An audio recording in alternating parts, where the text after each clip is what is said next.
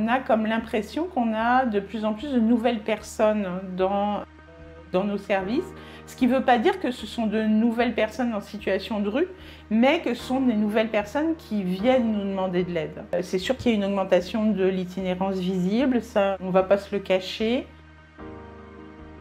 Il n'y avait pas de personnes avec des problèmes de santé mentale graves à la rue avant les années 80 au Québec, comme il n'y avait pas non plus de femmes. Tu vois, au Havre, on a commencé à accueillir les femmes en l'an 2000. Ça m'a sorti de la rue puis d'une situation assez dangereuse, donc j'ai été chanceux d'avoir la hausse. J'ai une place où dormir, j'ai arrêté de consommer, j'ai des habitudes de vie stables. Il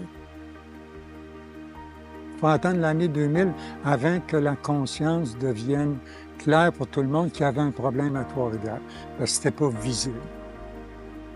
Redonner d'espoir aux gens, c'est devenu un défi colossal pour le monde d'aujourd'hui.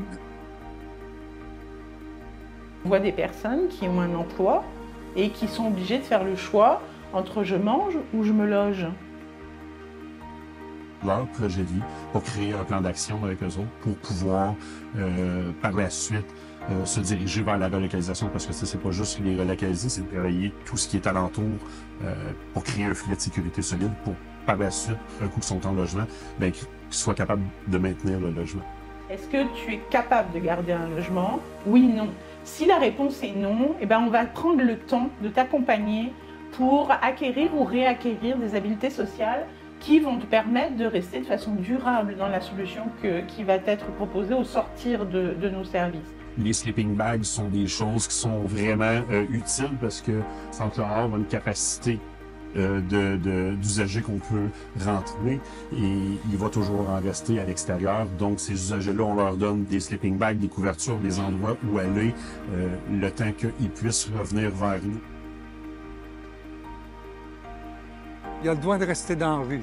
Moi, je trouve ça scandaleux et honteux. Le droit ne peut être dissocié des besoins et de la dignité des personnes comme la capacité d'être quelqu'un. C'est une responsabilité collective.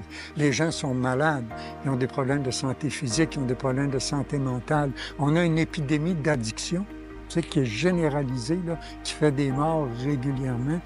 C'est pas vrai qu'un organisme communautaire, quel qu'il soit, c'est à lui de régler ça. Un énorme merci, vous sauvez beaucoup de vies, beaucoup de gens, beaucoup de cœurs.